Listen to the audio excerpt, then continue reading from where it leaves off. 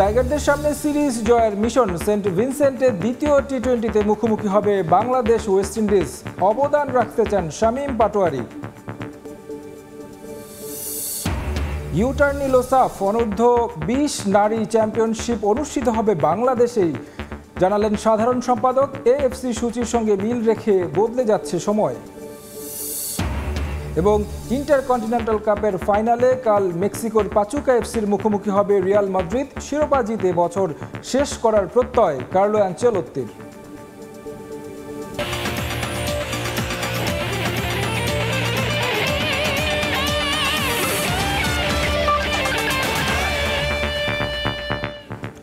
শুরুতেই FIFA the বেস্টের খবর। অবশেষে অপেক্ষার অবসান হলো ভিনিসিয়াস জুনিয়রের। ব্যালন ডিওর না জিতলেও ফিফা দ্য বেস্ট পুরস্কার জিতলেন রিয়াল মাদ্রিদ উইঙ্গার।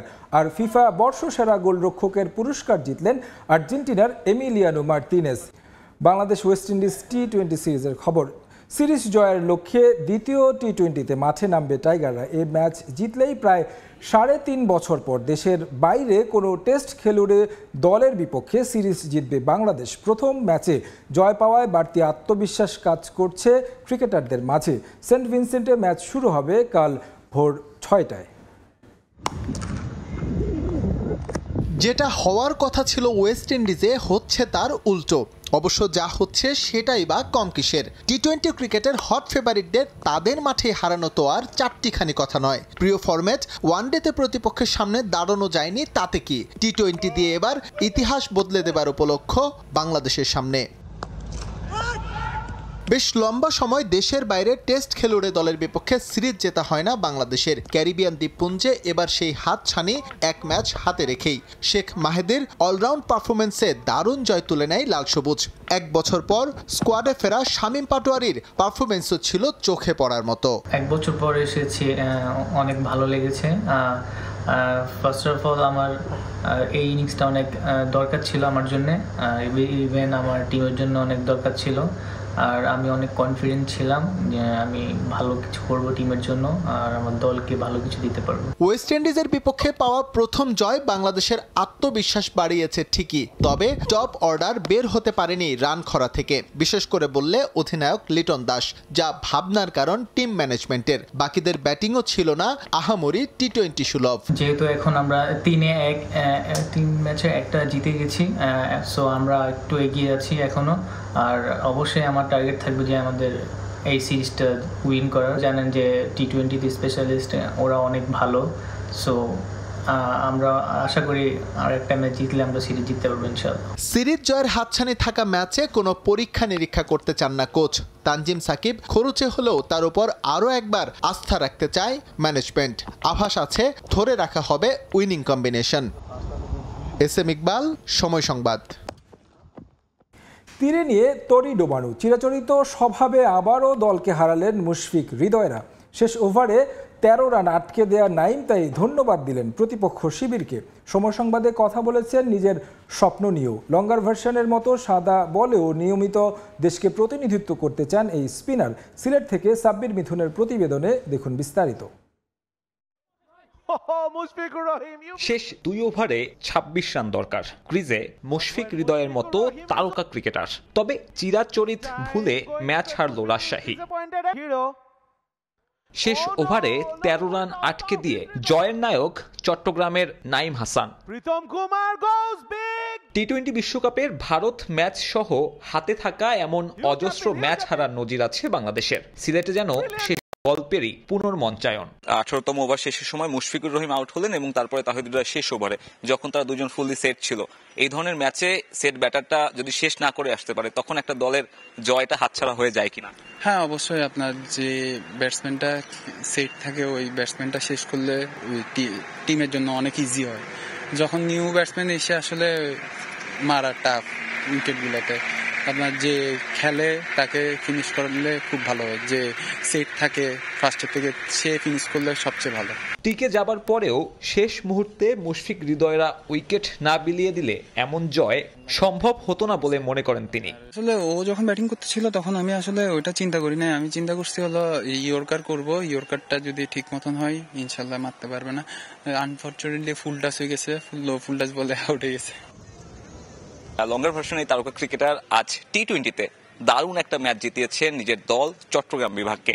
সিলেট আন্তর্জাতিক ক্রিকেট স্টেডিয়াম থেকে সাব্বির মিথুন, সময় সংবাদ, সিলেট। বিপিএলে দল না পেলেও এনসিএল টি-20-তে বল হাতে দুর্দান্ত পারফর্ম করে যাচ্ছেন আলাউদ্দিন বাবু। এবারের এনসিএলে 11 উইকেট নিয়ে সর্বোচ্চ উইকেট শিকারী রংপুরের এই অলরাউন্ডার। জাতীয় লিগে ধারাবাহিক পারফরমেন্স করলেও জাতীয় দলের আশা ছেড়ে দিয়েছেন 33 বছর বয়সী এই ক্রিকেটার। টুর্নামেন্টের সবচেয়ে বেশি উইকেট শিকারী আমার সঙ্গে রয়েছেন এবং সেই নামটা আমরা নিয়ে খুব আলোচনা করি না, তবে ধারাবাহিকভাবে যিনি এবারের টুর্নামেন্টে বল হাতে উইকেট শিকার করে চলেছেন, আজকেও দলকে জিতিয়েছেন আলাউদ্দিন বাবু। Congratulation, man of the match, আবারও 4 উইকেট এবং এই টুর্নামেন্টের এই ইনিংসটাই সম্ভবত বল হাতে আপনার সবচেয়ে সেরা। হ্যাঁ, এই ম্যাচে আজকেই 4টা উইকেট নিলাম, তার আগে 3টা উইকেট ছিল। আমাদের সবার আগে উইকেটটা জাজ করতে হয় যে আমরা কোন উইকেটে আমাদের কি বোলিংটা করতে হবে, কারণ কখনো উইকেটটা দেখা যায় যে অনেক বাউন্স থাকে। এজ এ পেস বোলার হিসাবে উইকেটে যদি বাউন্স বেশি থাকে সেই বাউন্সটা হেল্প নিতেই হবে। আর আপনি দেখবেন সিলেটে সবখানে যেই টিমের পেস বোলাররা ভালো করছে তারাই ম্যাচ জিতছে। এত বেশি এক্সপিরিয়েন্স নেওয়ার পর আপনি বিপিএল এ অবিকৃত, আপনি কি মনে করেন আপনি আর একটু বেশি টি-20 খেলতে পারলে আপনার জন্য বেটার হতো? হ্যাঁ, সেটা তো অবশ্যই। একটা প্লেয়ারের স্বপ্ন থাকে সবসময় যে পরিস্থিতি হোক সবসময় ম্যাচ খেলা। আর টি-20 হচ্ছে বিপিএল টি-20 হচ্ছে বাংলাদেশের সবচেয়ে বড় আসর। তো এখানে অলমোস্ট যদি আমরা চিন্তা করি 7টা টিমে 10টা করেও যদি প্লেয়ার নেয় 70টা প্লেয়ার, তার মানে আমি 70টা প্লেয়ারের বাহিরে। অবভিয়াসলি আপনাকে চিন্তা করতে হবে আমি 70টা প্লেয়ার থেকে খারাপ প্লেয়ার চাই আমি অবিকৃত, কিন্তু এটা কষ্টকর। টিম পাওয়া আমার কাছে মনে হয় উচিত ছিল। আপনি কি মনে করেন দেশের আরো অনেক তরুণের জন্য এটা একটা বড় আশীর্বাদ এবং বড় একটা প্ল্যাটফর্ম, যারা আসলে বিপিএল এ খুব একটা উপকৃত থেকে যায়, দেশের পাইপলাইনটা এটা দিয়ে উপকৃত হবে কিনা? হ্যাঁ, অবশ্যই। এটা তো অবশ্যই, এটা আসলে এটা বলার মানে বলতেই হয় যে এটা একটা বড় টুর্নামেন্ট। আমাদের যারা ম্যাচ বিপিএল সেভাবে সুযোগ পায় না। তাছাড়া তার থেকে বড় বিষয় হচ্ছে যে আপনি আমাদের দেশে টি-20 টুর্নামেন্ট বলতে একটাই, সেটা হচ্ছে বিপিএল। আপনি এরকম ভালো মাঠে খেলার বিপিএল এর আগে আরেকটা টি-20 টুর্নামেন্ট, যেটা হচ্ছে আপনার ক্যারিয়ারের সাথে যোগ হবে। তো এখানে তরুণ প্লেয়াররা যারা আছে তারা শিখতে পারবে টি-20টা আমাদের কিভাবে খেলতে হবে, জানতে পারবে। যত টি-20 ম্যাচ খেলবে তারা তত বুঝবে। আপনি দেখবেন যে বাংলাদেশ জাতীয় দল টি-20তে খুব বেশি ভালো করছে না। তো এই ধরনের টুর্নামেন্ট যখন দেশে হবে তখন এখান থেকে প্লেয়াররা জানতে পারবে, শিখতে পারবে, যেটা ওদের ইন্টারন্যাশনাল কাজে দিবে। আপনার বর্তমানে ক্যারিয়ার নিয়ে স্বপ্নটা কি? আমি চেষ্টা করব যতদিন ফিট থাকতে পারি, টিমের স্বার্থে হেল্প করতে পারি, ততদিন পর্যন্ত খেলবো। তারপরে যদি মনে হয় যে আমি আর পারছি না, আমি পারফর্ম করতে পারছি না, আমার কাছে মনে হয় না আমার ক্রিকেট খেলা দরকার আছে। Thanks a lot and best of luck for your NCL tournament. দর্শক, কথা বলছিলাম এবারে টুর্নামেন্টের শীর্ষ উইকেট শিকারী আলাউদ্দিন বাবুর সঙ্গে। হতাশা, আক্ষেপ আর ক্ষোভ রয়েছে, তবে চালিয়ে যেতে চান নিজের ক্রিকেটটা। সিলেট আন্তর্জাতিক ক্রিকেট স্টেডিয়াম থেকে সাব্বির মিথুন, সময় সংবাদ, সিলেট। গ্লোবাল সুপার লিগের শিরোপা জয় থেকে অনুপ্রেরণা নিয়ে আসন্ন বিপিএল এর শিরোপা পুনরুদ্ধার করতে চায় রংপুর রাইডার্স। এনসিএল এর পরপরই তারা শুরু করবে মাঠের প্রস্তুতি। গেল 2 আসরে গ্রুপ পর্বে দুর্দান্ত করেও রংপুর খেই হারিয়েছে কোয়ালিফায়ার্সে। এবার তাই শুরু থেকেই পরিকল্পনা সাজাচ্ছে ফ্র্যাঞ্চাইজিটি। দলটির ব্যাটিং কোচ শাহরিয়ার নাফিস এই টুর্নামেন্ট দিয়ে ক্রিকেটারদের প্রস্তুত করতে চান আগামী বছরের চ্যাম্পিয়ন্স ট্রফির জন্য।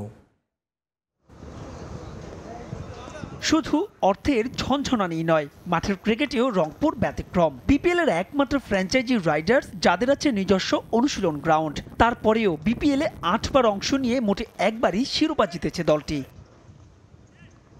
তবে দলটার জন্য অস্বস্তিকর পরিসংখ্যান হলো বারবারই গ্রুপ পর্বের দাপট দেখানো ফ্র্যাঞ্চাইজিটি প্লে অফে বাদ পড়েছে 4 বার। শক্তিশালী দল গড়েও গেল 2 আসরে পার হওয়া হয়নি সেই বৈতরণী। তাই তো এবার টুর্নামেন্ট শুরুর আগে এ নিয়ে পরিকল্পনা সাজাচ্ছে টিম ম্যানেজমেন্ট। গত 2টা বছর যেটা দেখা গিয়েছে, আমরা পুরো ফার্স্ট লিগ ডমিনেট করে লাস্টে গিয়ে সেই জায়গাটা আর কনসিস্টেন্সি ধরে রাখতে পারিনি। এবারে মূল টার্গেট থাকবে সেই কনসিস্টেন্সিটা ফিরে নিয়ে আসা এবং ম্যাচ বাই ম্যাচ এগোনো। আমরা যখন কোয়ালিফাই স্টেজে যদি ইনশাআল্লাহ কোয়ালিফাই করতে পারি, সেখান থেকে আমরা ঘুরে দাঁড়িয়ে অবশ্যই চ্যাম্পিয়নশিপটা চাই। সেখানে রাইডার্সদের আরও অনুপ্রাণিত করছে আন্তর্জাতিক পর্যায়ে বাংলাদেশের প্রথম দল হিসেবে গ্লোবাল সুপার লিগের শিরোপা জয়, যা বিপিএল এ কাজ করবে টনিক হিসেবে। 100% অনুপ্রাণিত করবে। আমরা গ্লোবাল সুপার লিগে যেই টিমটা নিয়ে গেছিলাম, এরা ম্যাক্সিমাম রংপুর রাইডার্সের প্লেয়ার যারা বিপিএল এ খেলবে। তারা একসাথে খেলেছে, একটা বন্ডিং তৈরি হয়েছে, ভালো পারফরমেন্স করেছে, কনফিডেন্স গেইন করেছে। আশা করি এইটা তাদের সামনের বিপিএল এ কাজে লাগবে ইনশাআল্লাহ। ক্যাপ্টেন সোয়ানি থাকছে। হ্যাঁ, বিপিএল এর পরপরই চ্যাম্পিয়ন্স ট্রফি। জাতীয় দলের নাহিদ সৌম্যদের সেই টুর্নামেন্টের প্রস্তুতিতেও চোখ রাইডার্স ম্যানেজমেন্টের। প্রস্তুতি এই এনসিএল টি20-র পরেই শুরু হবে। আমরা যেটা চেষ্টা করি সেটা হচ্ছে কি এমন বাঞ্চ অফ প্লেয়ার্স পিক করার জন্য যারা ইন আ গ্রুপ এনভায়রনমেন্টে তারা একজন আরেকজনকে সাথে কোঅপারেট করবে, অ্যাজ আ ফ্যামিলি খেলবে। আমরা এমন একটা এনভায়রনমেন্ট তৈরি করেছি আলহামদুলিল্লাহ, এবং টিম ম্যানেজমেন্ট তৈরি করেছে, সেখানে যে কোনো প্লেয়ার এসে এখান থেকে অনেক কনফিডেন্স নিয়ে গিয়ে দেশকে সার্ভ করতে পারবে। বিপিএল এর 11তম আসরে উদ্বোধনী দিনই মাঠে নামছে রংপুর রাইডার্স। প্রথম ম্যাচে তাদের প্রতিপক্ষ ঢাকা ক্যাপিটালস।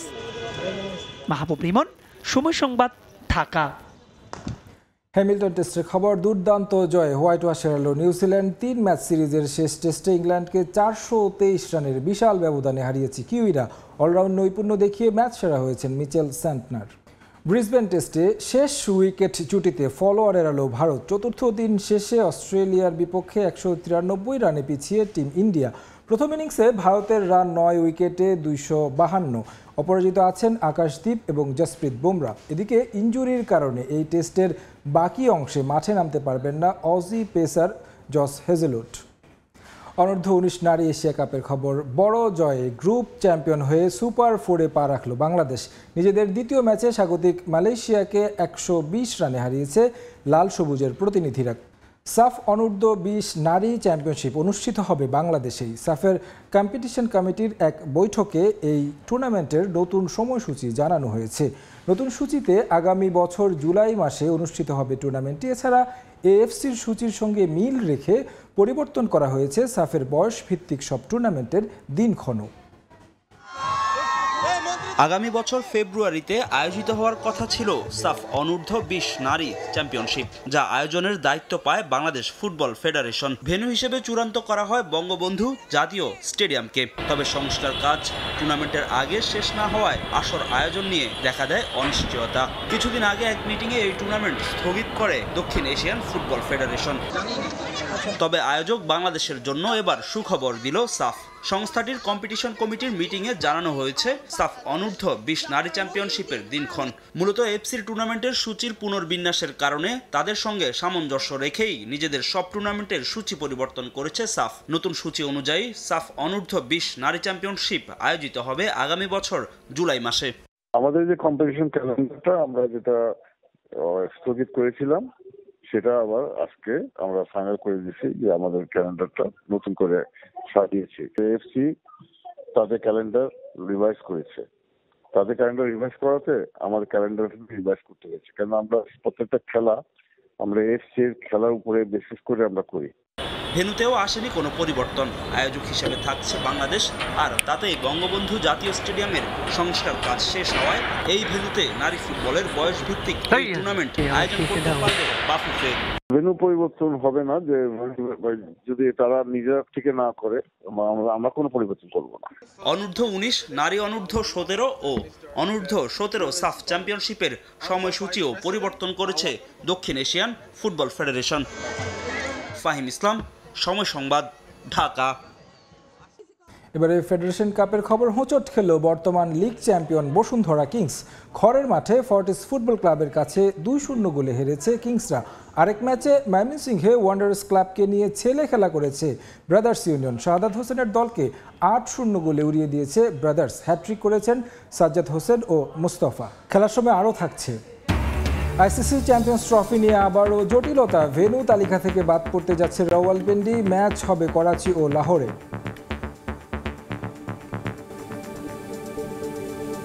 নিয়মিত খেলা হয় না, জাতীয় ক্যাম্পও অনিয়মিত। আর ফেডারেশনের ব্যানারে আন্তর্জাতিক ইভেন্টে অংশ না নেয়ার দিন দিন ইন্টারন্যাশনাল র্যাঙ্কিংয়ে পিছিয়ে পড়ছে বাংলাদেশ ব্যাডমিন্টন খেলোয়াড়রা। দীর্ঘদিন পর ঢাকায় হওয়া আন্তর্জাতিক ইভেন্টে অংশ নিয়ে এমন আক্ষেপ প্রকাশ করলেন দেশসেরা শাটলাররা। এই ডিসিপ্লিনে কাঙ্ক্ষিত সাফল্য পেতে এখনই ফেডারেশনকে ব্যবস্থা নিতে বললেন তারা। দীর্ঘদিন ধরে ফেডারেশনের রাজনৈতিক প্রভাব থাকায় এমন দুরবস্থা, বলছেন ভারপ্রাপ্ত সভাপতি কামরুন নাহার ডানা।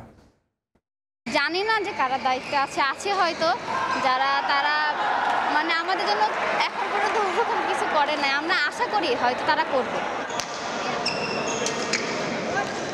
নারী এককে দেশের নাম্বার 1 শাটলার, অথচ জানেন না বাংলাদেশ ব্যাডমিন্টন ফেডারেশন এখন কারা চালাচ্ছেন, কাদের হাতে ন্যস্ত দেশের ব্যাডমিন্টনের ভবিষ্যৎ। এই ব্যর্থতার দায় নেবে কারা? দেশের অন্যতম জনপ্রিয় স্পোর্টস ইভেন্ট হলেও আন্তর্জাতিক ব্যাডমিন্টনে অনেক পিছিয়ে বাংলাদেশ। তার কারণও আছে অনেক। দীর্ঘদিন ধরে ব্যাডমিন্টনে হয়নি কোনো জাতীয় দলের ক্যাম্প। কালে ভাদ্রে মাঠে গড়ায় জাতীয় লীগ শেষ কবে আয়োজিত হয়েছিল তাও ঠিকঠাক জানেন না অনেক শাটলার। আর ফেডারেশন থেকে আন্তর্জাতিক ইভেন্টে অংশগ্রহণ তো দূরের কথা, যে কয়েকজন অংশ নেন তাও ব্যক্তিগত উদ্যোগে। যার কারণে ওয়ার্ল্ড র্যাঙ্কিংয়ে দিন দিন পিছিয়ে যাচ্ছেন বাংলাদেশের শাটলাররা। টুর্নামেন্টগুলো ওরা আপনার 3 মাস 4 মাস বা লং টাইম প্রসেসে ওরা প্র্যাকটিস করে, সেজন্য ওরা অনেক ভালো খেলে। আমাদের যেমন এই টুর্নামেন্টের আগে কোনো ক্যাম্পিং হয় নাই, আমরা নিজেদের এসে যতটুকু প্র্যাকটিস করতে পেরেছি আমি আমার বেস্ট ট্রাই করেছি। গত মাসে আপনার র্যাঙ্কিং হয়েছে, কিন্তু আমি 16 সালের পর থেকে এখন পর্যন্ত কোনো লিগ পাইনি, আর ন্যাশনাল হয়েছে তার আগের বছর।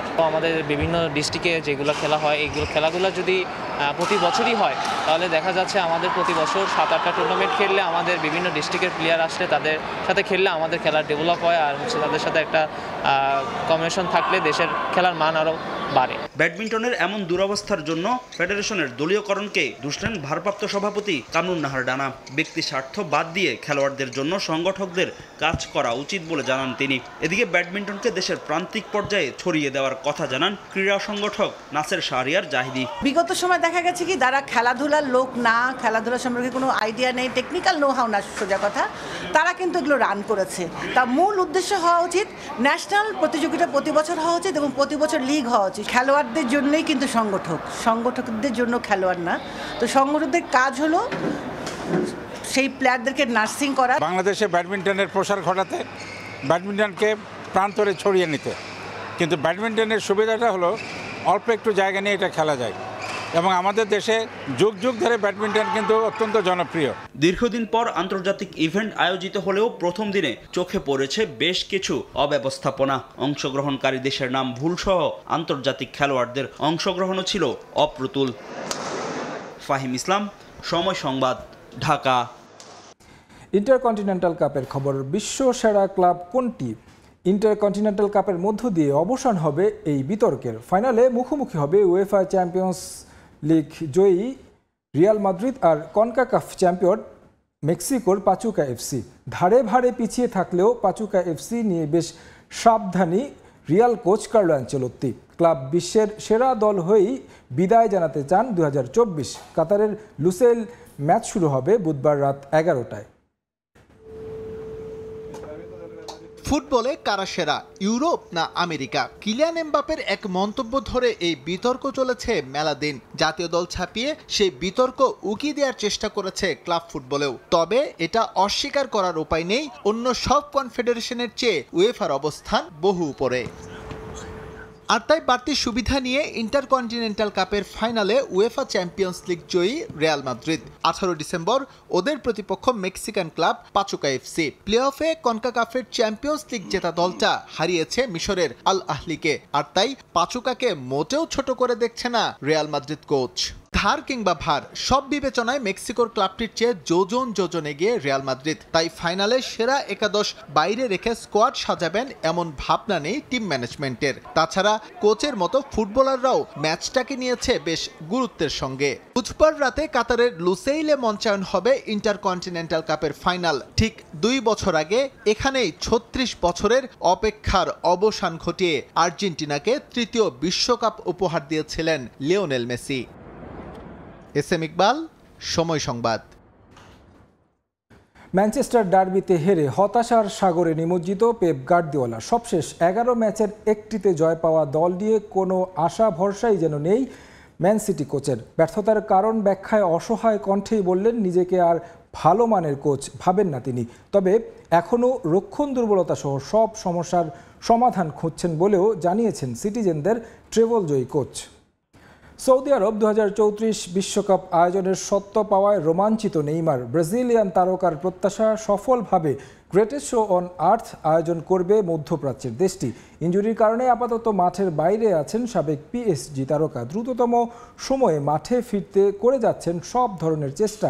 এবছর ব্রাজিলের হয়ে কোনো ম্যাচ না খেলে এই ফরওয়ার্ড জাতীয় দলের হয়ে খেলতে চান 2026 বিশ্বকাপে।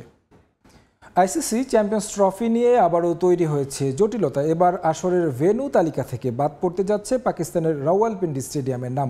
মূলত সম্প্রচার প্রতিষ্ঠানের খরচ কমানোর জন্যই আইসিসি এমন সিদ্ধান্ত নিতে যাচ্ছে বলে গুঞ্জন গণমাধ্যমে। আর সেটা হলে হাইব্রিড মডেলের চ্যাম্পিয়ন্স ট্রফি হবে পাকিস্তানের করাচি ন্যাশনাল ও লাহোরের গাদ্দাফি স্টেডিয়ামে। চ্যাম্পিয়ন্স ট্রফি নিয়ে ভারত পাকিস্তানের যে দ্বন্দ্ব তা একটা মেগা সিরিয়ালের চেয়েও কম কিছু না, যা চলমান রয়েছে এখনও। যদিও শর্ত জুড়ে ভারতের হাইব্রিড মডেলের দাবি মেনে নিয়েছে পাকিস্তান, তবে এবার জটিলতা তৈরি হয়েছে পাকিস্তানের ভেন্যু নিয়ে। পাকিস্তানের 3 ভেন্যুতে হওয়ার কথা 2025 চ্যাম্পিয়ন্স ট্রফি। তালিকায় আছে করাচি ন্যাশনাল স্টেডিয়াম, লাহোরের গাদ্দাফি ও পাঞ্জাবের রাওয়ালপিন্ডি স্টেডিয়াম। ভেন্যুগুলোর সংস্কার কাজও প্রায় শেষের দিকে। আর এই 3 ভেন্যুর জন্য পিসিবির ব্যয় হয়েছে প্রায় 17 বিলিয়ন পাকিস্তানি রুপি। তবে এবার চ্যাম্পিয়ন্স ট্রফির আয়োজক সত্ত্ব হারাতে যাচ্ছে রাওয়ালপিন্ডি স্টেডিয়াম। হাইব্রিড মডেলে দুবাই আন্তর্জাতিক স্টেডিয়ামও পেয়েছে চ্যাম্পিয়ন্স ট্রফি আয়োজনের দায়িত্ব। ভারতের সব ম্যাচ হবে সেই ভেন্যুতে। ভারত কোয়ালিফাই করলে ফাইনাল সেমিফাইনাল হবে সেখানে। আর এতেই বেঁধেছে যত বিপত্তি।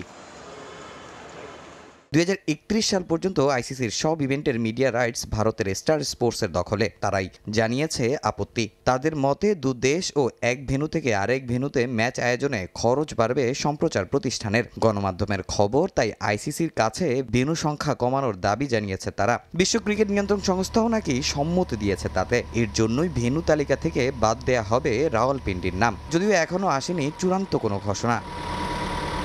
আগামী ফেব্রুয়ারি থেকেই হওয়ার কথা চ্যাম্পিয়ন্স ট্রফি, তবে এখনও সূচি প্রকাশ করতে পারেনি আইসিসি। তামিম হোসেন, সময় সংবাদ। অবশেষে পাকিস্তানের লাল বলের কোচের দায়িত্ব ছাড়ার কারণ জানালেন জেসন গিলস্পি। আলোচনা ছাড়া আচমকা সহকারী কোচকে বাদ দেয়া ভালোভাবে নেননি তিনি। সঙ্গে পিসিবির সঙ্গে যোগাযোগ সমস্যার কারণেই মূলত পাকিস্তানের কোচের দায়িত্ব ছেড়েছেন এই অজি। অস্ট্রেলিয়ান এক ব্রডকাস্টারকে দেয়া সাক্ষাৎকারে এমনটাই জানান এই অজি কোচ। নিয়েলসনকে বলা হয়েছিল তার সঙ্গে আর চুক্তি নবায়ন করবে না, এবং এ নিয়ে আমার সঙ্গে কোনো ধরনের যোগাযোগ করা হয়নি। সেই মুহূর্তে আমি ভেবেছিলাম তারা আসলে এই কাজের জন্য আমাকে চায় কিনা। এটা আমাকে ভালোভাবে ভাবতে বাধ্য করে। কোচের ক্ষমতা খর্ব করায় এর আগে সাদা বলের কোচের দায়িত্ব ছেড়েছিলেন গ্যারি কাস্টন। ম্যাচের একাদশ ঠিক করতেও কোনো পরামর্শ নেওয়া হতো না গিলস্পির থেকেও। এমনকি ম্যাচের একাদশে কারা থাকছেন তাও জানানো হতো না তাদের, যা বড় অসুবিধা মনে করেন এই অজি কোচ। ম্যাচের দিন সকালেও আমার একাদশ নিয়ে ধারণা থাকতো না। নির্বাচক সহ সব স্টেক হোল্ডারদের সঙ্গে আপনার স্পষ্ট যোগাযোগ থাকতে হবে এবং খেলার অন্তত একদিন আগে দল সম্পর্কে কোচ হিসেবে জানতে হবে, যাতে আপনি সঠিক পরিকল্পনা করতে পারেন এবং এতে খেলোয়াড়দের প্রস্তুত করতে সুবিধা হয়। হঠাৎ নেলসনকে বাদ দেয়া বিসিবির একটা ইঙ্গিত মনে করেছেন এই অজি কোচ, যে কারণে সাউথ আফ্রিকা সিরিজের আগ মুহূর্তে লাল বলের কোচিং প্যানেলকে বিদায় জানান গিলস্পি। রিফাতুল ইসলাম মিরন, সময় সংবাদ। শীতের পরন্ত বিকেলে ব্রাহ্মণবাড়িয়ার সরাইল উপজেলার শাহবাজপুর ইউনিয়নে অনুষ্ঠিত হয়ে গেল আরাফাত রহমান কোকো স্মৃতি ফুটবল টুর্নামেন্ট। ফাইনাল ম্যাচে 2-0 গোলে জয় পায় শাহবাজপুর ইউনিয়নের 8 নং ওয়ার্ড। উত্তেজনাপূর্ণ ম্যাচ দেখতে দূর দূরান্ত থেকে ছুটে আসেন শত শত দর্শক। হৃদয় পালের ক্যামেরায় ব্রাহ্মণবাড়িয়া থেকে উজ্জ্বল চক্রবর্তীর রিপোর্ট। জাঁকজমকপূর্ণ আয়োজনের মধ্য দিয়ে ব্রাহ্মণবাড়িয়া সরাইল উপজেলায় অনুষ্ঠিত হয়েছে আরাফাত রহমান কোকো স্মৃতি ফুটবল টুর্নামেন্ট।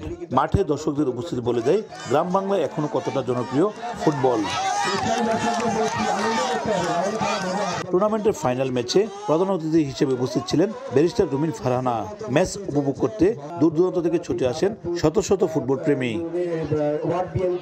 টুর্নামেন্টের ফাইনাল ম্যাচে শাহবাজপুর ইউনিয়নের 3 নম্বর ওয়ার্ড ফুটবল একাদশের মুখোমুখি হয়ে 8 নম্বর ওয়ার্ড ফুটবল একাদশ দল। উত্তেজনাপূর্ণ ম্যাচে 2-0 গোলে জয় পায় 8 নম্বর ওয়ার্ড। খেলাধুলা অনেক খারাপ দিক থেকে ফিরে আনে। খেলাধুলা অনেক ভালো লাগে। খেলাধুলা আমরা খেলাধুলা যে আরে হোক, লাখ লাখ দর্শক অনেক ভালো লাগতেছে। এত বড় একটা আয়োজনে আমরা অনেক খুশি। প্রতি বছরই বা যখন প্রয়োজন হবে পৃষ্ঠপোষকতা সবসময় অব্যাহত থাকবে। এদিকে শাহবাজপুরে গোল্ড কাপ টুর্নামেন্টের আয়োজনে আশ্বাস দেন প্রধান অতিথি ব্যারিস্টার রুমিন ফারহানা। আমি আশা করব যে খেলার ধারাবাহিকতা প্রতি বছর এই টুর্নামেন্টটা হয়, আগামী বছর ইনশাআল্লাহ আমরা ক্ষমতায় যেতে পারি, গোল্ড কাপ আমরা দেব ইনশাআল্লাহ। নকআউট পর্বের এই টুর্নামেন্টে শাহবাজপুর ইউনিয়নের মোট 9টি ওয়ার্ডের দল অংশগ্রহণ করেন। উজ্জ্বল চক্রবর্তী, সময় সংবাদ, ব্রাহ্মণবাড়িয়া। এ পর্যায়ে খেলার সময়ের শীর্ষ সংবাদ জানিয়ে দিচ্ছি আরেকবার। টাইগারদের সামনে সিরিজ জয়ের মিশন। সেন্ট ভিনসেন্টে দ্বিতীয় টি-20তে মুখোমুখি হবে বাংলাদেশ ওয়েস্ট ইন্ডিজ। অবদান রাখতে চান শামীম পাটোয়ারি।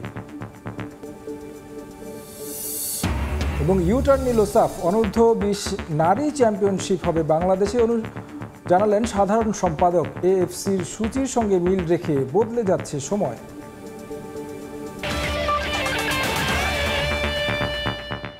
এ ছিল খেলার সময় এখনকার আয়োজন। সঙ্গে থাকুন সময়ের।